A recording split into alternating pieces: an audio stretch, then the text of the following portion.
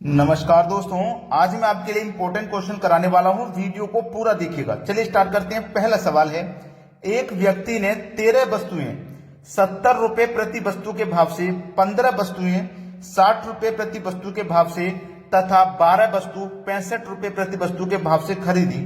प्रत्येक वस्तु का औसत मूल्य ज्ञात करो। प्रत्येक वस्तु का औसत मूल्य देखो, 13 वस्तु 70 के हिसाब से, 13 वस्तु 70 के हिसाब से, एक वस्तु 70 की तो 13 कितने की हो जाएंगी? 70 से 13 का गुना कर दो, प्लस 15 वस्तु 60 के हिसाब से, 15 वस्तु 60 के हिसाब से तो 60 से गुना कर दो, प्लस 12 वस्तु 65 के हिसाब से तो 12 का 65 से गुना कर दो। क्लियर है ना? इतना इन दोनों का गुना करोगे 13 सत्ते 91 और एक 0 यानी कि 910। 15 छिक्के 90 मतलब 900। ठीक है, 15 का 12 का और 65 का गुना करोगे मतलब 780। सभी को जोड़ देंगे तो कितना हो जाएगा? ये हो जाएगा 2590। सभी को जोड़ देंगे तो, अब सभी को हमने जोड़ दिया तो 90 हो गया, यानी कि टोटल मूल्य हमारा 2590 हो गया। अब हमारे पास वस्तुएं हैं कितनी? 13 वस्तु ये हैं, 15 ये हैं और 12 ये हैं। तो 13 और 12 25, 25 और 15 40, टोटल वस्तुएं 40 हैं। तो वस्तुओं के योग में और वस्तुओं की संख्या से डिवाइड दे देंगे हम, तो 0 से कट जाएगा 0। अब 4 से इसको कटा दो, 4 छिंग 24, एक बचेगा 19, 4 चौको 16, 3 बचेगा नहीं जाएगा तो 10 लग जाएगा 30, 4 सत्ते 28, 64.7 किस में आ रहा है पहले ये देख लीजिए। 64.7 हमारे एक ही ऑप्शन में 64 है, तो वही हमारे सवाल का बिल्कुल सही जवाब हो जाएगा। समझ में आ रहा है ना सभी को? अब देखेंगे अगला सवाल। अगला सवाल है, 18% की कौन सी संख्या 75 के 12% के बराबर है? देखो, ऐसा सवाल आ जाए तो उसे कैसे करना पड़ता है। बोला गया है 18%, तो परसेंट लिख लेंगे। 18% की कौन सी संख्या, नहीं पता कौन सी संख्या, काकी के मतलब गुना होता है। हमें पता नहीं है कौन सी संख्या, तो हम उसे x मान लेंगे। ठीक है, 75 के का मतलब गुना, 12% के बराबर है, इनके बराबर है तो बराबर ले लो। अब देखो, प्रतिशत से ये प्रतिशत कट जाएगा, प्रतिशत से प्रतिशत कट गया, इसको मैं कटाऊंगा, 6 तिया 18 और 6 दूनी 12 कट जाएगा ये। ठीक है, और 3 से 75 को कटाऊंगा तो क्या कटेगा देखते हैं। 3 दूने का 6, एक बचेगा 15, 3 पंजे 15, यानी कि 25 बार में कट गया। अब 25 का 2 से गुना कर दो, इधर तो x बचा है आपका, 25 का 2 से गुना कर देंगे तो 50 हो जाएगा। बस x यानी कि कौन सी संख्या जो आपको नहीं पता थी वो संख्या है आपकी 50। पहला ऑप्शन सवाल का बिल्कुल सही जवाब है। अब देखते हैं अगला सवाल।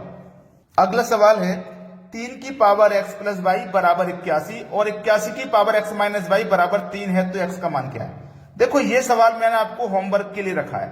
आप इसका आंसर मुझे कमेंट बॉक्स में बताओगे क्या है। मुश्किल नहीं है बिल्कुल भी, मात्र 10 सेकंड में हो जाएगा। मुश्किल नहीं है। क्यों मुश्किल नहीं है? आपको बेस समान करना। यहां 3 है तो यहां पे भी 3 बनाइए। 3 कैसे बनेगा? 81 कैसे बनेगा? यानी कि 3 की पावर 4 का मान 81 होता है। तो देखो, यहां भी 3 और यहां भी बेस 3 बन गया। यहां भी बेस 3 बना लोगे। जब बेस बराबर होता है तो पावर भी बराबर होती है। आसान सवाल है, 10 सेकंड में कर दोगे। होमवर्क के लिए दे रहा हूं। अब देखते हैं अगला सवाल। अगला प्रश्न है, जिस समय सूर्य की ऊंचाई 30 डिग्री होती है उस समय मीनार की छाया की लंबाई 9 मीटर होती है। मीनार की ऊंचाई ज्ञात करें। देखो, एक बात को समझिएगा, हम यहां से देखते हैं, यहां से, तो यहां से जब सूर्य को देखते हैं तो 30 डिग्री का कोण बनाती है, और यहां से मीनार की जो छाया पड़ती है वो कितनी पड़ती है? 9 मीटर की। और ये कोण हमारा 30 डिग्री का है। यहां से 30 डिग्री पर हम सूर्य की ऊंचाई को देखते हैं और इसकी जो छाया पड़ रही है सूर्य की वो 9 मीटर पड़ रही है। तो यहां से लेके यहां तक की जो हाइट है वो पूछी गई है क्या है। ठीक है, तो चलिए यहां पे हम 10 30 बराबर क्या होता है? Height by birth. ठीक है, 10 30 का मान क्या होता है? 1/√3। ठीक है, बराबर हाइट, बिर्थ आपको दी गई है 9 की, तो हम यहां 9 लिखेंगे, क्रॉस मल्टीप्लाई हो जाएगा। ठीक है, यहां तक किसी को कोई समस्या नहीं है, आसानी से कर लोगे। तो देखो, √3 का h से गुना होगा तो h√3 बराबर 9 का 1 से गुना होगा तो ये 9 हो जाएगा। अब देखो, h बराबर 9, ये √3 बराबर के इधर आएगा तो 9 के बटे में √3 हो जाएगा। अब आप क्या करोगे? यहां पे √3 का ऊपर नीचे इसके कॉन्जुगेट से गुना कर दोगे, √3 और √3। ठीक है, तो h बराबर √3 का गुना 9 से होगा तो 9√3 बराबर √3 का गुना √3 से होगा, तो √3 का गुना जब √3 से होगा तो रूट से रूट कट जाएगा, क्या आ जाएगा नीचे 3। अब 3 से 9 कट जाएगा 3 टाइम में, तो h बराबर 3√3 3√3। अब देखो ये किस ऑप्शन में 3√3 पहले ऑप्शन में है, ये हो जाएगा सवाल का बिल्कुल सही जवाब। अब देखेंगे अगला प्रश्न। अगला प्रश्न है P एक कार्य को 9 दिन में कर सकता है, Q P से 50% अधिक सक्षम है, Q को उसी कार्य को करने में कितना समय लगेगा। देखो दो व्यक्ति हैं यहां पे, एक Q है और एक P है, ठीक है। एक तो Q है, एक P है। बोला गया है जो Q है ना वो P से 50% अधिक सक्षम है। P 100% काम करेगा तो ये कितना करेगा 150%, क्योंकि ये 50% ज्यादा सक्षम है, यही तो बोला गया है, ज्यादा सक्षम है। अब यहां पे सक्षम की जब बात करी गई है, इसकी सक्षम की या क्षमता ले लेता हूं मैं, क्षमता की जो बात करी गई है, अगर मैं क्षमता का जस्ट अपोजिट कर दूंगा तो इस समय का बन जाएगा, ठीक है। यानी कि 100 इधर आ जाएगा और ये 150 इधर आ जाएगा, यानी कि क्षमता P की 100 है, Q की क्षमता 150 है। अब P की क्षमता 100 है तो P कितना समय लगेगा, P की क्षमता 100 है तो इसको 150 मिनट का समय लगेगा, ये मान लीजिए। और Q की क्षमता 150 है तो इसको समय कम लगेगा। इसकी क्षमता कम है तो इसको समय ज्यादा लगेगा, इसकी क्षमता ज्यादा है तो इसको समय कम लगेगा। समझ में आ गया ना। अब देखो 50 से कटा दो 2 बार में, 50 से कटा दो 3 बार में, 2 अनुपात ये 3 हो गया। बोला क्या गया है, ध्यान से देना, P एक कार्य को 9 दिन में कर रहा है, अनुपात में कर रहा है P 3 दिन में। समय देखो 3 दिन का लग रहा है, अनुपात में रियल में लग रहा है 9 दिन का। 3 की वैल्यू 9 तो 1 की वैल्यू 3, 1 की वैल्यू 3 तो 2 की वैल्यू 6, ठीक है। पूछा क्या गया है, Q को उसी कार्य को करने में कितना समय लगेगा। Q को लगेगा भैया 6 दिन का समय, यानी कि डी ऑप्शन हो जाएगा सवाल का बिल्कुल सही जवाब। अब देखते हैं अगला प्रश्न।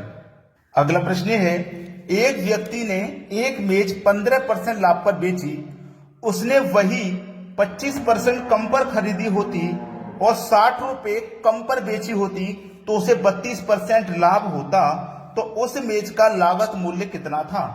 देखो एक होता है कॉस्ट प्राइस, एक होता है सेलिंग प्राइस।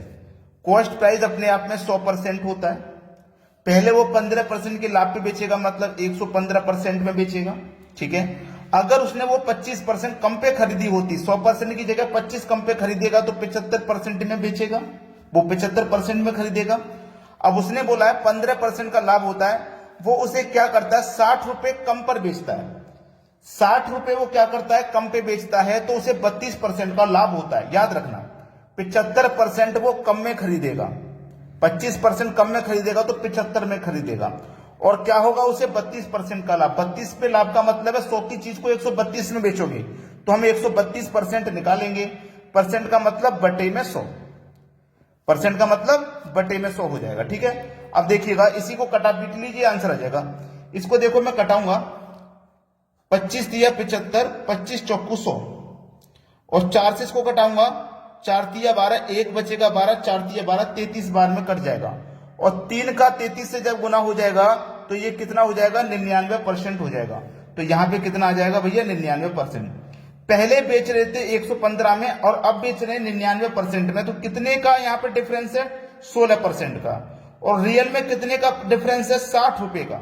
तो 16% की वैल्यू 60 है, हमें तो लागत मूल्य बतानी है 100% का मान, 16% का मान 60 है, तो हमें 100% का मान बताना। कैसे बचाएंगे, 60 में 16 से डिवाइड कर देंगे और 100% का मान बताने के लिए 100 से मल्टीप्लाई कर देंगे, ठीक है। चलिए 4 चौकू 16, 4 से 60 कट जाएगा, 100 कट जाएगा 25 बार में, और 4 से 60 कट जाएगा, 4 कम 4, 2 बचेगा 20, 4 पंजे 20, 15 बार में। 15 का और 25 का गुना कर दीजिए बस, 15 पंजे 75 का 5 हासिल लगे 7, 15 दूनी 30 और 7 37, यानी कि 335, वो 375। 375 किस ऑप्शन में है, सी ऑप्शन में। ये आपके सवाल का बिल्कुल सही जवाब है। अब देखते हैं अगला सवाल। अगला सवाल है, एक रेलगाड़ी एक खास दूरी 50 मिनट में तय करती है, यदि वह रेलगाड़ी 48 किलोमीटर पर घंटे की गति से चल रही हो तो उसे वही दूरी 40 मिनट में पूरी करने के लिए किस गति से चलना होगा। ऐसा सवाल आ जाए तो एक ट्रिक बताता हूं मैं आपको। पहले कितना समय ले रही थी वो लिखिए 50 मिनट का, और पहले उसकी चाल क्या थी वो लिख लीजिए 48 किलोमीटर प्रति घंटा की। और बाद में कितना समय ले रही है 40 मिनट का, उसे नीचे लिख लीजिए।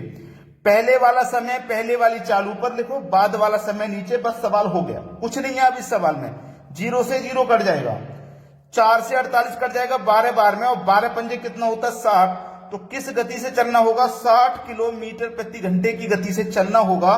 बी ऑप्शन बिल्कुल सही जवाब है। लाइक कर दीजिएगा, अगर वीडियो पसंद आया है तो शेयर कर दीजिएगा। ठीक है दोस्तों, धन्यवाद।